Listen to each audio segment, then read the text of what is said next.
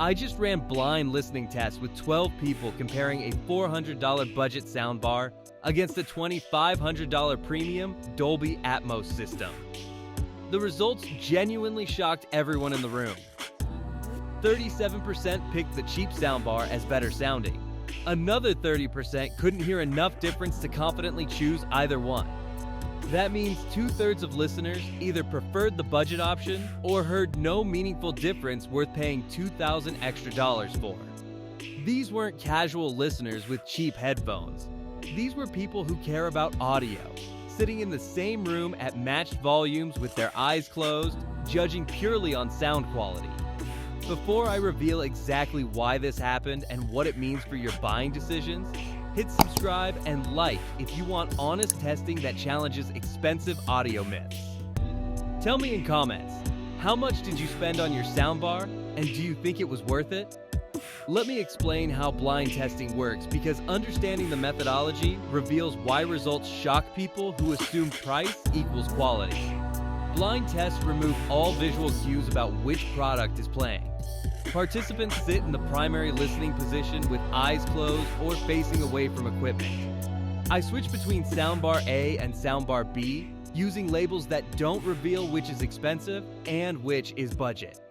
Volume levels are matched precisely using a spell meter, because even 1 or 2 decibel differences make the louder system sound better regardless of actual quality.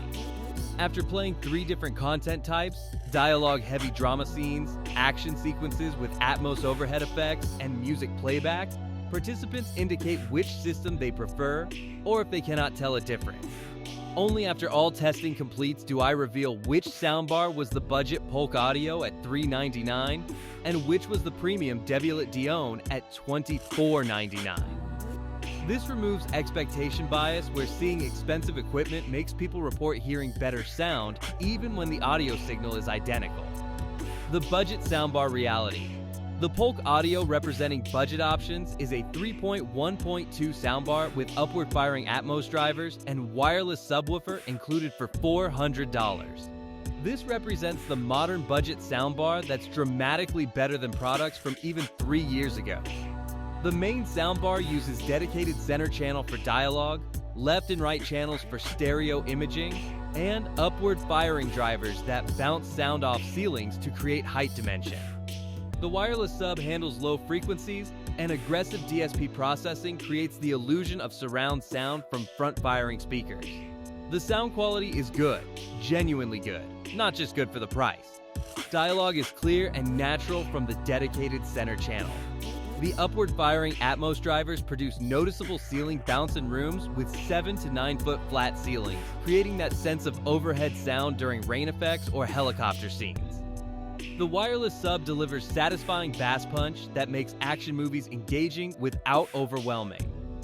For $400 including the subwoofer, this represents exceptional value that would have been impossible to achieve at this price point 5 years ago. The limitations appear during demanding content and in larger rooms. Complex scenes with multiple sounds competing for attention can become congested and muddy. The virtual surround processing creates width but not the precise localization that discrete rear speakers provide. In rooms larger than 300 square feet, the soundbar struggles to fill the space with convincing immersion.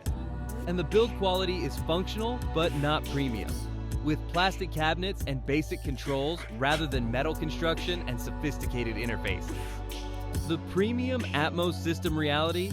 The Devialet Dione at $2,500 is a 5.1.2 soundbar with 17 integrated drivers, including 8 subwoofer drivers built into the single unit.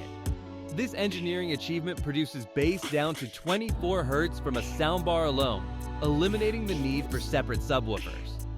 950 watts of total power drive all speakers with enough headroom that the system never strains even at high volumes. The Atmos implementation uses both upward firing and side firing drivers to create 3-dimensional sound bubble effects. The sound quality is refined and impressive with crystal clear dialogue, extended treble without harshness, and powerful yet controlled bass from those integrated subs.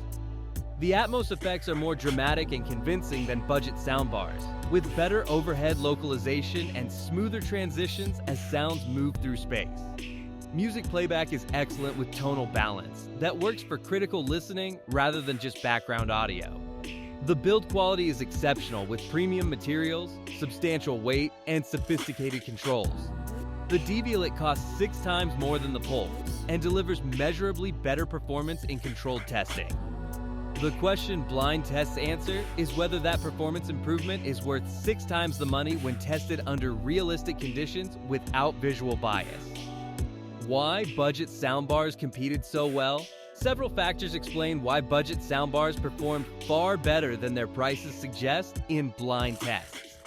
Modern DSP processing has become incredibly sophisticated, using psychoacoustic tricks to create the illusion of surround sound and hide effects from limited speaker configurations. Budget soundbars now use algorithms that were premium features 3 years ago, closing the gap between budget and premium products. Room acoustics matter more than equipment quality in most cases. Both the budget and premium soundbars played in the same room with identical acoustic challenges from reflections, furniture, and room modes. These environmental factors affect both systems equally, masking some of the performance advantages that premium systems would show in optimized rooms with acoustic treatment. In typical living rooms without treatment, room problems limit both systems enough that the gap narrows significantly. Content limitations also reduce differences. Most streaming services deliver compressed audio that doesn't fully exploit premium equipment capabilities. The Atmos soundtracks on Netflix and Disney Plus are decent, but not reference quality like Blu-ray discs. When source quality is limited, premium equipment has less opportunity to demonstrate its resolution and dynamics advantages. Both systems were playing the same compressed content, which benefits budget gear that would show its limitations more obviously with higher quality sources. Volume matching eliminates the loudness advantage that premium systems often use in showrooms. Audio dealers typically play expensive equipment louder because louder always sounds more impressive to human ears even when actual quality is identical. By matching volumes precisely, I remove this psychological manipulation, forcing participants to judge on tonal balance, clarity, and imaging rather than raw impact from higher volume. The dialogue test results. For dialogue-heavy content like TV dramas and conversation scenes, results split almost evenly.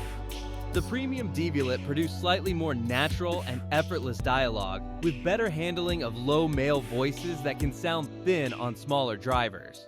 But the Polk's dedicated center channel delivered clear, intelligible voices that worked perfectly well for understanding every word. Most participants noted dialogue differences only when directly comparing back-to-back, and even then, some preferred the Polk's slightly forward presentation that made voices pop more than the Devialet's more laid-back natural sound. This near tie on dialogue challenges the assumption that expensive soundbars dramatically outperform budget options for TV watching, which is what most people do 90% of the time. If you're primarily watching shows and movies where dialogue matters most, budget soundbars deliver the clarity you need without requiring premium investment. The bass comparison. Bass performance showed larger differences but not always favoring the expensive system.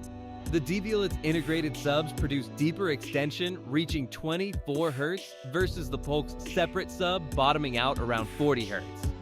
In absolute terms, the Devialet delivers more subsonic rumble during earthquake scenes or organ music. But in practical movie watching at normal volumes, the Polk's bass was punchy and satisfying for most listeners. Several participants actually preferred the Polk's bass for being more immediate and exciting, even if less accurate and extended. The Devialet's bass advantage became obvious only at high volumes, where its superior power and driver control maintained clean output, while the Polk sub started distorting and becoming boomy. But at volumes most people actually watch at in typical rooms, both systems produced bass that felt adequate and engaging. This reveals another uncomfortable truth about premium audio. Many advantages only appear during extreme use cases that most buyers never encounter in real-world viewing. The Immersion and Atmos test. Premium systems showed clearest advantages during Atmos content with aggressive overhead effects and surround panning. The Devialet created a more convincing three-dimensional bubble where sounds accurately move through space around and above listeners. The overhead effects had better localization and smoother movement compared to the Polk's more generalized ceiling bounce. In large rooms, the Devialet's superior power and processing filled the space more completely. But in the medium-sized room where testing occurred, the Polk created surprisingly effective immersion. Overhead effects were present and noticeable even if less precise than the Devialet. The width and spaciousness impressed participants given the budget price point. Several listeners commented that if they hadn't been told to critically evaluate, they would have been perfectly happy with the Polk's Atmos performance for casual movie watching. The value proposition question. This brings us to the core question blind testing answers. Is the Devialet's measurably better performance worth spending $2,100 more than the Polk costs? For some buyers, absolutely yes. Audiophiles who critically listen and appreciate subtle improvements in resolution, dynamics, and tonal accuracy will hear and value what the Devialet provides. People with large dedicated theater rooms need the power and sophistication that premium systems deliver. But for most people in typical living rooms watching normal content at reasonable volumes, the Polk provides 90% of the experience for 16% of the cost. The differences blind testing revealed were real, but subtle enough that 2/3 of participants either couldn't reliably hear them or slightly preferred the budget option. This suggests that for average buyers, premium soundbars deliver diminishing returns that don't justify their exponentially higher prices. The recommendation. Buy budget soundbars like the Polk Audio at $400 if you're in typical living rooms under 300 square feet watching streaming content at normal volumes. You'll get clear dialogue, satisfying bass, and convincing Atmos effects that make movies immersive and enjoyable. The money saved versus premium systems pays for TV upgrades or streaming subscriptions that improve your viewing experience more than marginally better audio would. Buy premium soundbars like the Devialet at $2,500 if you're serious audiophiles with trained ears who appreciate subtle refinements, if you have large dedicated theater rooms requiring more power, or if you want the absolute best regardless of cost. The performance improvements are real and measurable, even if blind tests reveal they're less dramatic than marketing suggests. For most people reading this, the budget option delivers better value by providing excellent performance at accessible prices. Premium systems are amazing, but not necessary for enjoying movies and TV. This blind test exposed how close budget options have come to expensive gear, democratizing high-quality home theater in ways that benefit everyone except companies trying to justify premium pricing. If these blind test results changed how you think about soundbar pricing or helped you avoid overspending on features you won't appreciate, hit like, subscribe for more honest audio testing, and comment whether you're buying budget or premium and why.